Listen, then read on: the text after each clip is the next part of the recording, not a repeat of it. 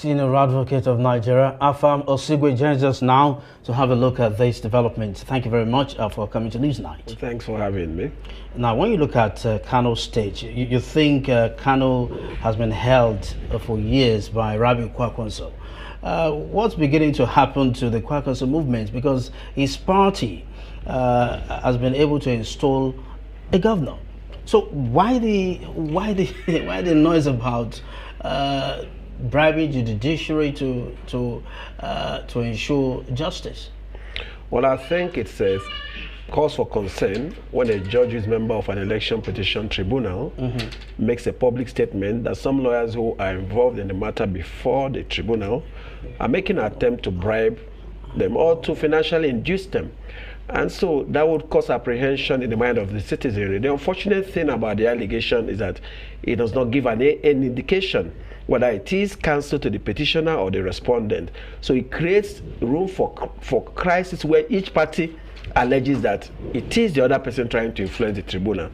And then again, people can capitalize on it to embark on protests, have unrest, which may break down the security of the state. So it calls for worry. And as a lawyer for me too, it also puts some question mark on the lawyers appearing before them, because everybody looks like if, oh, it could be you, or it could be you. But if the allegation was specific, maybe it would have really helped in this situation. And how might these allegations impact the integrity and the work of the tribunal? Well, you can look at it both ways, or I mean in two ways. Now, it gives the impression that attempts are being made to influence the judges, but they are resisting it. Or at least one of the judges who spoke out.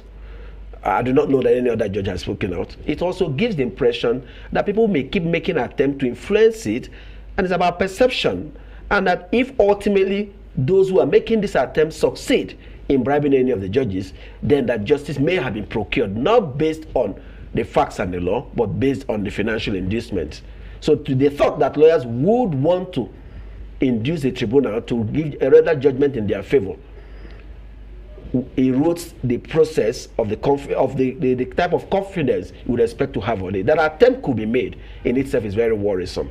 But it's not suggestive that any of the person may succumb to the inducement. And the Nigerian Bar Association is seeking an audience with the judge to uncover those who have allegedly involved in these bribery attempts. What are some of the roles the legal profession can play in addressing such allegations to ensure transparency in judicial processes?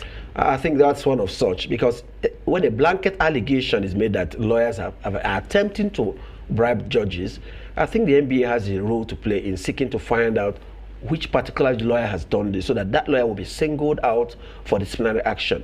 But when it remains a blanket allegation, it makes every lawyer who appears before that, who qualifies into the category of those alleged to have made the attempt, to be suspect, and that doesn't augur well for the judiciary. So NBA also will, in protecting the integrity of the judiciary, to ensure that the judges determine cases before them based on their merit, not as a result of fear of any favor done to any person who may have a one way or the other induce them to give judgment in his or her favor. So I think the NBA is playing a role, and also as a watchdog, because the NBA is a critical stakeholder, and when actions are alleged to take place which will impinge on the integrity of the legal profession, and indeed the judiciary, NBA has a role to play in ensuring that such allegations don't just go away like that, so that it doesn't go hanging on the lawyers and make it appear as if, well, oh, it's one of those things, not very important, NBA shouldn't be bothered about them.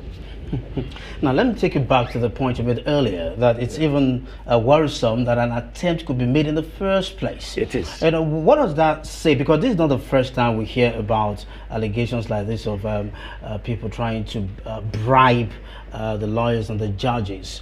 Now, how did we get here in the first place, where you hear allegations of people having the confidence to even attempt bribing the judges? Well, let me say that there are evidence in the past of lawyers actually influencing judges who are members of the tribunal, because some judges have in the past been recommended for dismissal, both at the high court level and the court of appeal level. So it's not as if this hasn't happened before. It's not as if such attempts may not have succeeded, or may not in some cases succeed without coming into the public glare, as it were. So the fact that people would always believe that what lawyers do in court is not important, that is what people do behind the scenes, that the ability to influence those who render this judgment that is important, speaks a lot about our regard for due process of law, for the independence of the judiciary, and how low our morals and the ethics of the profession is falling, where some people also, even politicians themselves, without even going through their lawyers on their own, try to influence these judges to give judgment in their favor. Now, how low, you talk about influencing judges, how low have you fallen, influencing judges and all that, but then if there is no consequence, people tend to just keep perpetuating the wrongs. What are the likely punishments? That's why the anyway? chairman of the NBA Kano branch commendably is insisting on behalf of the NBA Kano branch, and indeed I believe he speaks for all of us, that the identity of the person or persons who try to bribe these judges be unmasked, so that the disciplinary action can be taken against them, so that actions will have consequences. Because part of our problem in Nigeria is that actions don't have consequences. People don't suffer for their misdeeds. We're not interested in prosecuting people. We paper over the cracks and we sweep things under the carpet. And so many things go wrong, and it appears we're a society of anything goes. So standards mean nothing. And what are the specific repercussions for such an individual who attempts to bribe or influence a judge? Now, if it's proven that an individual, a lawyer, a legal practitioner in this instance, has tried to bribe judges, it could give rise to disciplinary action, which may lead to disbarment, to his license to be in practice, or being withdrawn, or suspension, depending on what the legal practitioner disciplinary committee decides. It could also give rise. Hello and welcome to the channel. A group of civil society organizations, CSOs, under the umbrella of Northwest Anti-Corruption Network in Kano, on Monday wrote a petition to President Bola Ahmed Tinubu over alleged attempt to thwart the justice at the state tribunal through bribery.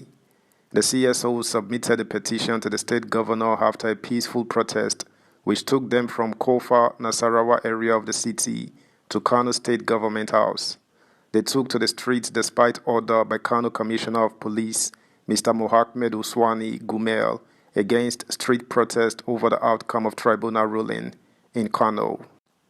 Members of the CSO and sympathizers of the New Nigeria People's Party (NNPP) in their hundreds marched from Kofa, Nasarawa through state roads to Government House, where they expressed their grievances and delivered a petition to Governor Abba Kabir Yusuf.